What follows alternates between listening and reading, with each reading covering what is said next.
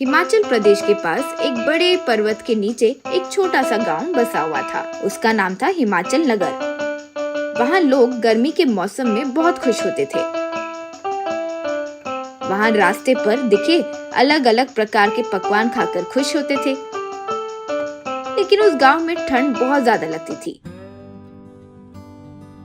इससे रेडी पर चलने वाले कारोबार पूरी तरह रुक जाते थे। बस शाम होते ही गांव तो रुक सा ही जाता था।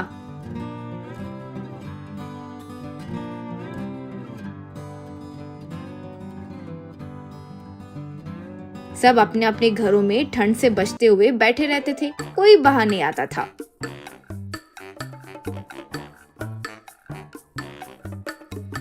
उसी गांव में गोविंद नाम का एक गरीब इंसान अपने बंडी पर बिरयानी बेचा करता था। उसके पास मिलता चिकन मटन बिरयानी उस जगह में बहुत मशहूर था। गोविंद अपने पत्नी बच्चों के साथ एक छोटे से झोपड़ी में गुजारा करता था। ठंड के मौसम में उसका व्यापार पूरी तरह रुक जाता था। इससे उसके पास करने और दूसरा कोई काम भी नहीं होता था, तो वो बहुत परेशान रहता था। बस स्टैंड में, रेलवे स्टेशन पर कुली का काम करते हुए पैसे कमाकर पत्नी को देता था। कभी कुली का काम नहीं मिलता तो उस दिन सब पानी पीकर पेट भरते थे। गोविंद के घर के पास ही परमेश नाम का एक बुरा आदमी रहता था। वो हमेशा पीकर जुआ खेलकर पैसों के लिए पत्नी बच्चों को मारते रहता था। गोविंद वो सब देखकर कई बार उसे रोका भी। एक दिन गोविंद की पत्नी, पता नहीं जी, ये ठंड आते ही हमारी परेशानियां शुरू हो जाती है। बेचारे बच्चों को भी भूखा रहना पड़ता है। भगवान हमें अच्छे दिन पता नहीं कब दिलाएगा, यूं कहा।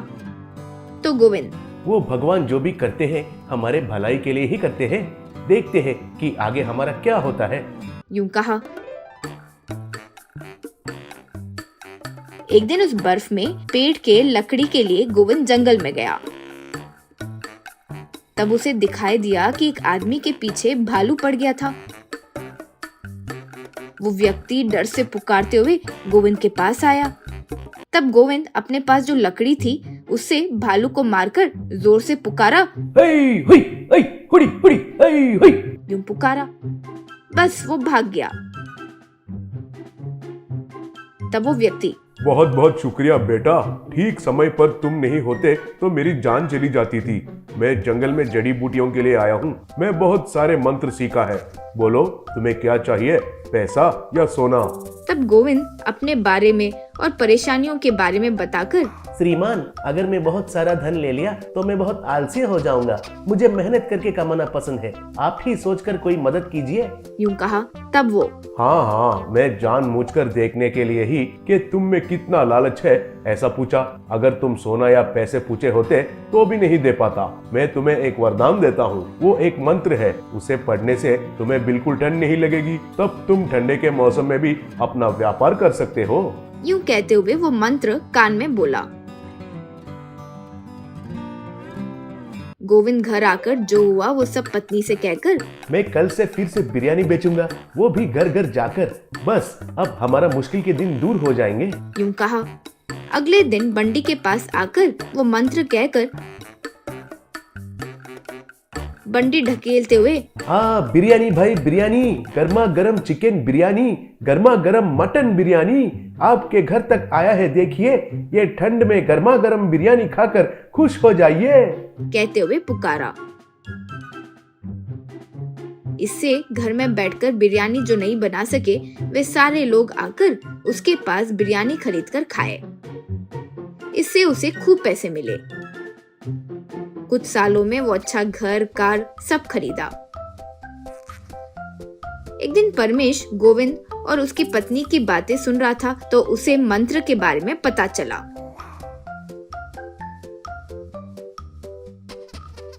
अगले दिन वो गोविंद के पैर पकड़कर, दोस्त, मेरा पत्नी और बच्चों के ऊपर कसम खाता हूँ, मैं अब बदल गया हूँ। वो मंत्र क्या है मुझे भी बताओगे तो मैं भी बिरयानी बेचकर अपना परिवार पाल सकूंगा। मेरा यकीन करो प्लीज। यूं कहा।